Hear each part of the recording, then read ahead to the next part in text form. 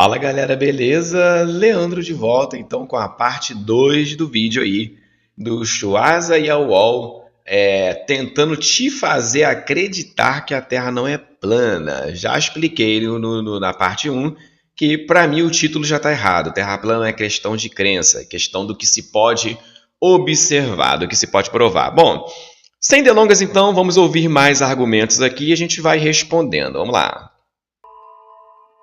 Então, para você, cada pessoa que ainda tem dúvidas sobre a forma do nosso planeta, separei algumas evidências de que a Terra é redonda. Vai vendo.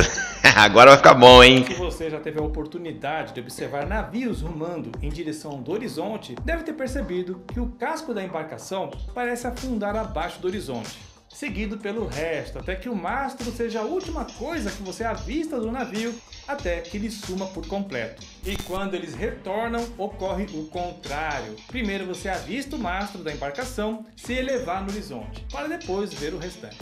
A observação de um navio e do horizonte é tão eficiente para demonstrar a esfericidade do planeta que a Astronomia Zetética de 1881, o primeiro texto moderno sobre a Terra plana, dedicou um capítulo inteiro para desmascará-la. A explicação se baseia no pressuposto de que o desaparecimento sequencial é simplesmente uma ilusão provocada pela perspectiva. Mas isso não faz lá muito sentido, pois a perspectiva neste caso apenas nos diz que as coisas são menores em distâncias maiores.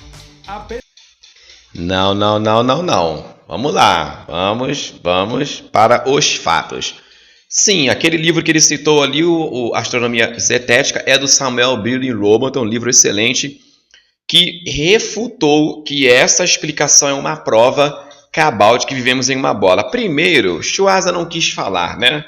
Por quê? Porque, gente, você percebe assim, esse vídeo ele foi muito bem montado. As palavras foram muito bem editadas ali antes para manter as pessoas nessa ideia de que a gente vive numa bola. Não. Esse experimento aqui, essa observação, ela não prova a curvatura da Terra. Primeiro motivo que eu vou dar para vocês. Gente, um observador ali na beira da praia, uma estatura normal, 1,70m, 1,80m, ele está olhando uma embarcação no horizonte. Quando ela começa a desaparecer, a distância entre o observador e a embarcação é em torno de 5 quilômetros. Se essa embarcação está desaparecendo porque ela está lá, ó, tombando na curvatura da Terra, meu amigo, a 5 quilômetros já tem a curvatura da Terra. A Terra é um planetinha muito pequeno. Tá? Isso que é ilógico para um globo de 40 mil quilômetros de circunferência. Mas tudo bem, talvez esse meu argumento também não seja tão forte assim, porque em uma esfera espera-se, né? Quanto mais quilômetros, quanto mais você vai se distanciando, vai haver a queda aí, né? O arco de curvatura. Tudo bem, eu concordo. Só que esta embarcação aqui que desaparece, você consegue resgatá-la quando você faz o famoso teste de curvatura. Você consegue aplicar o zoom e ver essa embarcação novamente. E não é só a 5 quilômetros, não. É a 10, é a 20, é a 30, é a 40. Tem até cidades sendo vistas a 100 quilômetros de distância, quando deveria haver mais de 500 metros de queda de curvatura. Então, pelo amor de Deus, esse argumento aqui não é suficiente para provar que vivemos em uma esfera, mas tudo bem, eu vou deixar ele terminar de falar aqui, aí eu coloco a refutação, tá?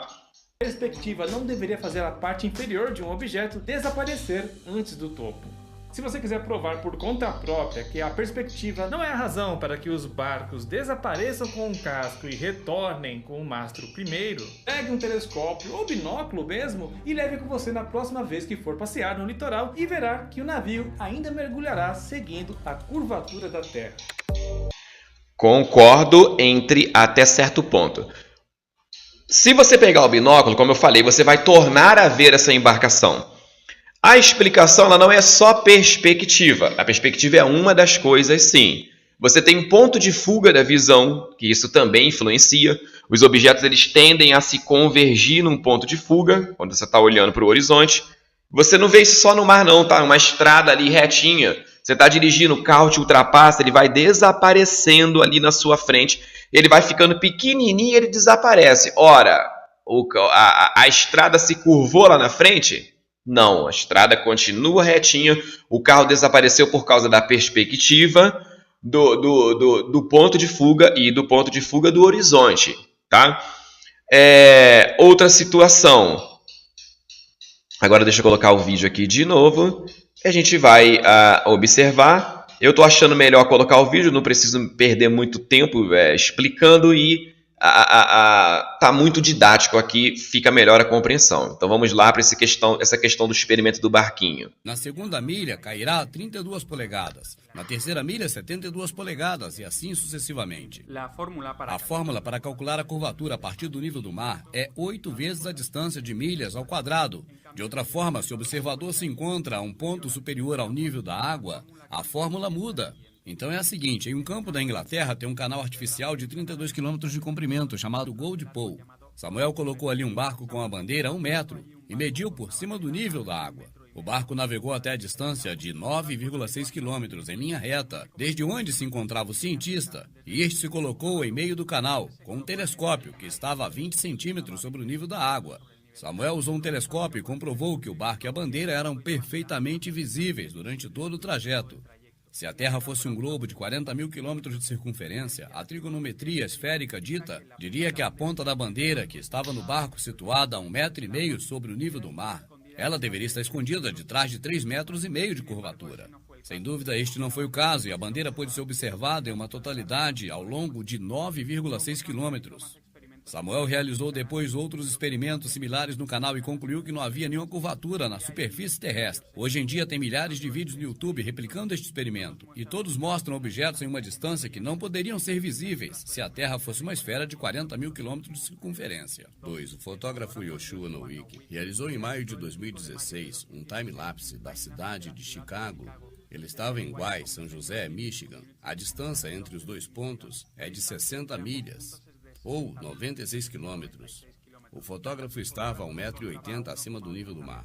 Usando o segundo cálculo trigonométrico anteriormente explicado, entre o ponto em que se encontrava o fotógrafo e a cidade de Chicago, havia uma queda na curvatura de 650 metros. Assim, qualquer edifício menor que 650 metros estaria completamente oculto atrás da curvatura. O edifício mais alto de Chicago é o Willis Tower, com uma altura de 442 metros. Então, assim, a parte mais alta do edifício deveria estar oculta atrás de 208 metros da curvatura. O time-lapse mostra claramente todos os edifícios enfocados praticamente por completo. Assim, ficou provado que não existe nenhuma curvatura na superfície terrestre. Depois que esse time-lapse e algumas fotografias de Yoshua Nowick saíram à luz, várias cadeias de televisões norte-americanas se apressaram desesperadamente para dizer que o que estava ali se vendo era uma miragem. Assim, diziam que as imagens eram apenas uma refração da luz. Disseram que...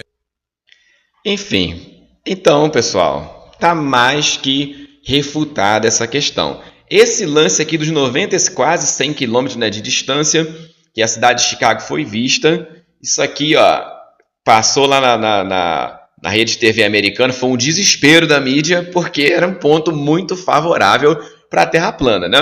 Então aqui, ó, ABC é uma rede lá também muito conhecida, muito famosa. Então nisso vocês conseguem perceber...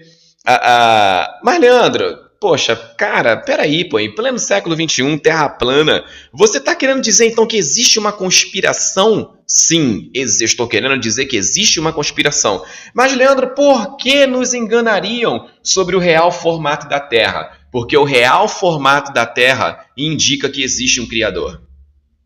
O real formato da Terra indica que não houve evolução das espécies de Charles Darwin.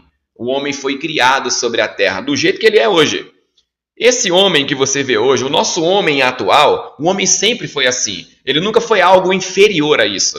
Então, uma Terra plana, estacionária, fechada pelo firmamento, ela derruba viagens espaciais, ela derruba a curvatura da Terra, ela derruba a origem das espécies de Charles Darwin, ela derruba a teoria que a nossa vida não tem sentido e tudo aconteceu do acaso por causa de uma inflação cósmica, o Big Bang. Gente, não é só a forma da Terra que está em jogo nesse debate. São várias questões científicas, ou pseudocientíficas, né? E filosóficas. Tá entendendo? acaba caindo também em questões religiosas, essa questão de Deus existir ou não. Por que eu digo que cai nessa questão religiosa também? Porque a Bíblia Sagrada ela diz que a criação testifica a existência do Criador. Por isso que quando você lê a Bíblia, no Antigo Testamento especificamente, no livro da criação, o livro de Gênesis, é narrado ali como a terra foi criada. E é narrado que o Criador ele traçou um círculo, tá, sobre o abismo. E ele assenta acima da abóbada da terra, do firmamento.